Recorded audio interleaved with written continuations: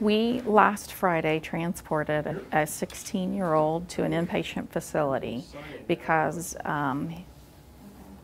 he's a student at Edmond North High School. He earlier last week had sent some text messages to some friends that made them think that he was possibly suicidal.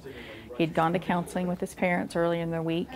Then there were two snow days, Wednesday and Thursday of last week, and in those snow days he was continuing his text with these classmates, and the text kind of elevated to more of a homicidal, suicidal type nature comments about wanting to carry out an explosive attack at Edmond North High School.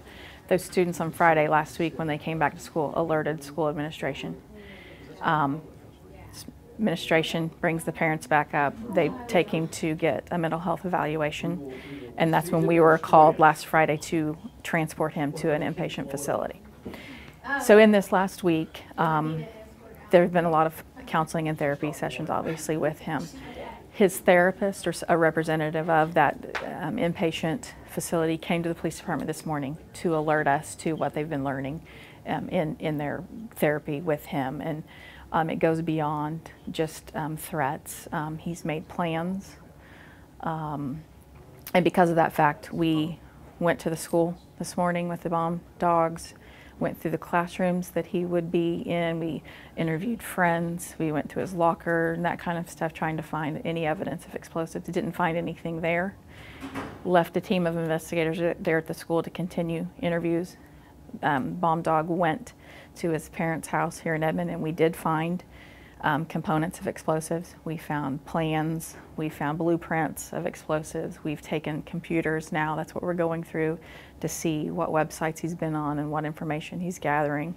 So we're just initially, we're at the very beginning of the investigation, but what we have found so far, we absolutely believe that this was a plan that he planned to carry this out. This was not something that he was just talking about. He was past the planning phases. He was more into the testing and building phases of his what he wanted to do.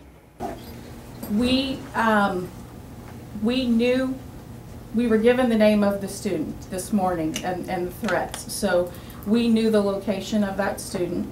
We did not feel like there were any immediate plans that could be carried out. When we got to the house and found the explosives, they were not in such a state of being able to be carried out immediately. He was past the planning part of this phase, but he was in the building and testing phase, but he didn't have enough components to carry it out at this point. But we could see from the evidence we found at the house that it was a legitimate threat eventually, a plan that we believe was planning on carrying out. But we can tell you that he was quoting other school mass casualty events, quotes from some of those people who carried out those events, made reference to other school events, so it wasn't just they weren't generic statements. They were very pointed and detailed.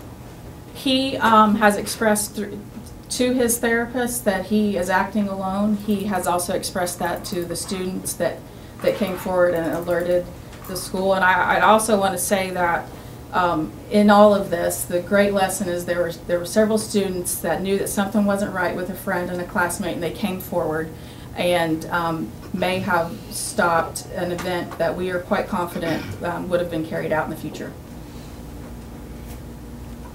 I think that more times than not, maybe more times than people are aware of, we receive threats that are usually students who are seeking attention for some reason.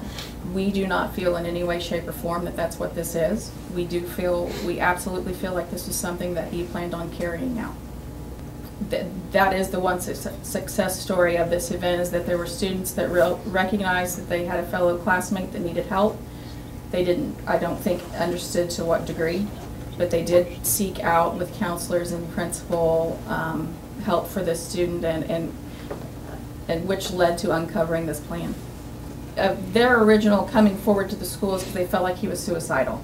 And that was the original conversation with school administration and this student, was that he was suicidal. And then we went and they talked with the parents. The school talked with the parents at that point. Then we had two snow days last week.